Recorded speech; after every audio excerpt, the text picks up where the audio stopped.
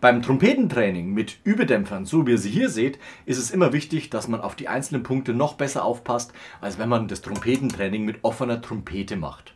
Wir schnappen uns hier unseren Überdämpfer und letztendlich geht es darum, dass wir eben aufpassen, dass wir nicht draufdrücken. Draufdrücken ist immer so, wenn man die Lautstärke viel zu offensiv wählt, also Forte und noch mehr. Man merkt dann, dass der Druck im Körper ständig steigt, permanent höher wird und dass der Hals irgendwann eng macht. Das fühlt sich an, als ob man während dem Spielen so eine Art Kloß im Hals hat. Also dann sind wir drüber. Definitiv Lautstärke reduzieren, eher im Mezzo-Piano, Mezzo-Forte-Bereich spielen. Das ist eine gute Sache, aber man muss eben einfach wissen, dass man nicht nur durch den Überdämpfern jetzt einfach leiser spielt per se, weil man den Überdämpfer drin hat, sondern muss man einfach aufpassen, dass man nicht drüber geht. Das heißt, nicht nur fortissimo, weil das schön klingt, das klingt auch mit dem Überdämpfer wunderbar und los geht's. Man hat immer ein Riesenproblem, sobald man dann wieder offen spielt. Es ist alles anders. Intonation, Ansprache, Klang, eine Katastrophe. Deswegen immer mit Überdämpfer Lautstärke reduzieren und wir sind auf jeden Fall schon mal auf dem richtigen Weg. Wie gesagt, Mezzo Piano, Mezzo Forte, maximal Forte, aber achte hier immer auf dein Körpergefühl, dass alles frei, offen und ohne Druck passiert. Wenn du jetzt in die Naturtonbindungen zum Beispiel reingehst, also Flexibilität trainierst, dann bieten sich solche Sachen an, wie zum Beispiel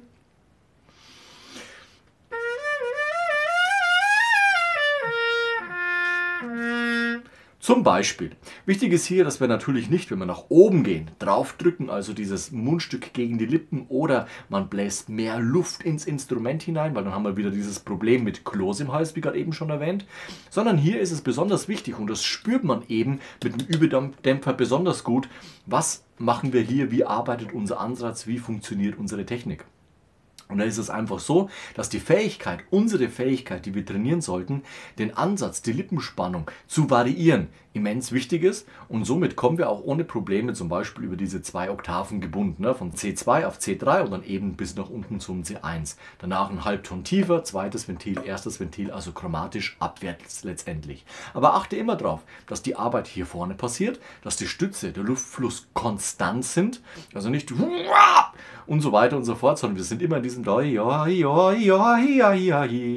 und so weiter, wie gerade eben schon gespielt. Und jetzt gehen wir eben chromatisch durch die Übung durch. Wir starten wieder mit C2 und danach 2, 1, 1, 2, 2, 3, 1, 3, 1, 2, 3. Also halbtonschrittweise nach unten. Los geht's. 1, 2, 3.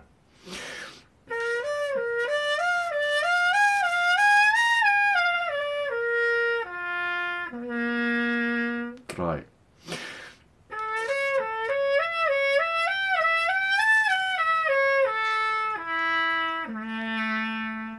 3.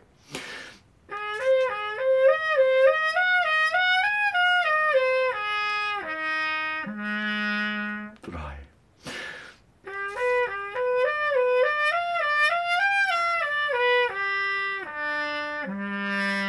3.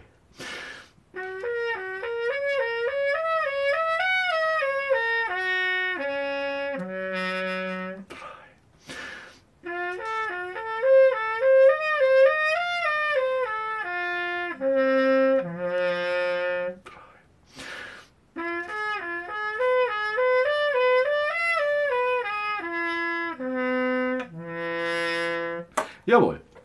Das jetzt vom Tempo her so, um mal reinzukommen, um zu fühlen, was passiert denn da eigentlich. Und jetzt geht es eben auch darum, dass man das Tempo erhöht. Das heißt, wir spielen es fast doppelt so schnell. Die gleiche Übung. Los geht's. 1, 2, 3.